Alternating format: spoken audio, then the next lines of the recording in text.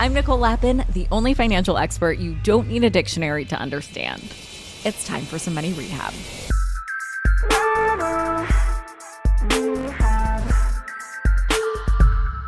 If you've been scrolling TikTok recently and you've noticed influencers out there dancing to videos with no sound, silent disco style, that is actually the fallout between a complicated licensing battle between two giants, TikTok and Universal Music Group. The breakdown of licensing negotiations between these two companies has impacted users, content creators, and even brands, and is a really fascinating case for where the music industry is right now in the era of streaming. Here's everything you need to know about the stalemate between two of the most culturally influential brands of our time.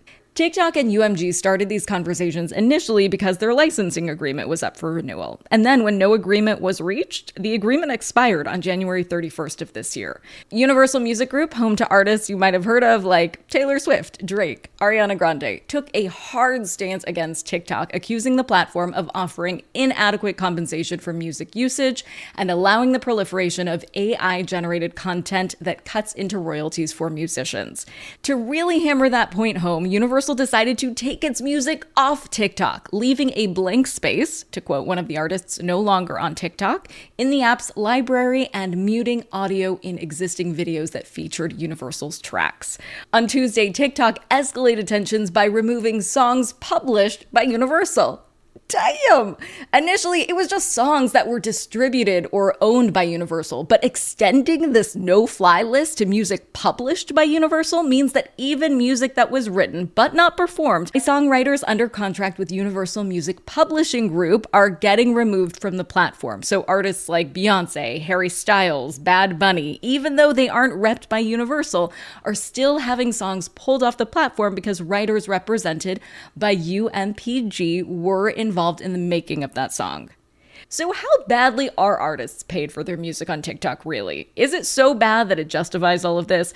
Well, yeah, the royalty situation is pretty bad. Artists are paid just 3 cents per video that uses their song, and that's per video, not per view. So when Megan Thee Stallion went viral for her very first Savage Music Challenge that got 21 million views, she got paid 3 cents for that one. 100 videos would need to be posted using her song to just get $3. So yeah, the streaming royalties on TikTok are not amazing.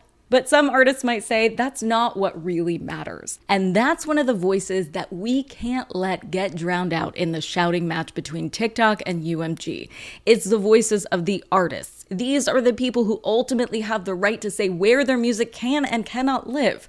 Historically, clashes between music companies and tech platforms are not uncommon during negotiations over content licenses. But Universal taking its music off the platform is a nuclear move that's seen more rarely, but not never. You might remember Warner Music temporarily removed music videos from YouTube in 2008, not too dissimilarly from Universal's move with TikTok now. TikTok is obviously a pivotal promotional tool for the music industry. We've seen songs from decades ago hit top music charts again after going viral on TikTok through memes and trends. But because Universal represents such heavy hitters, removal of their music catalog does not represent a significant blow to TikTok. So who wins the TikTok versus Universal showdown will really come down to who needs it more. Is TikTok driving new discovery of Universal music, or is Universal's music catalog driving users to spend more time on TikTok? The intersection of technology and entertainment will only get messier as technology becomes a larger part of how we consume and interact with music. So as we navigate these waters, we'll need to come back down to earth and remember to listen to the people who are affected most, the artists we know and love, and advocate for them. For today's tip you can take straight to the bank, if you're a freelancer or a small business owner and you rely on a platform to reach your customer, whether it's TikTok, Instagram, YouTube, Facebook, any digital platform, you need to consider how your business is at the whims of these platforms. So the tip is, if it makes sense for your business, you'll want your customer's final destination to be somewhere off the app, like your website, newsletter, or a space IRL. The less vulnerable you are to the clash of the titans, the more stable your business will be for you and for your customers. Money Rehab is a production of Money News Network. I'm your host, Nicole Lappin. Money Rehab's executive producer is Morgan Lavoie. Our researcher is Emily Holmes. Do you need some money rehab? And let's be honest, we all do. So email us your money questions, moneyrehab@moneynewsnetwork.com, to potentially have your questions answered on the show or even have a one-on-one intervention with me. And follow us on Instagram @moneynews and TikTok @moneynewsnetwork for exclusive video content. And lastly, thank you. No, seriously, thank you.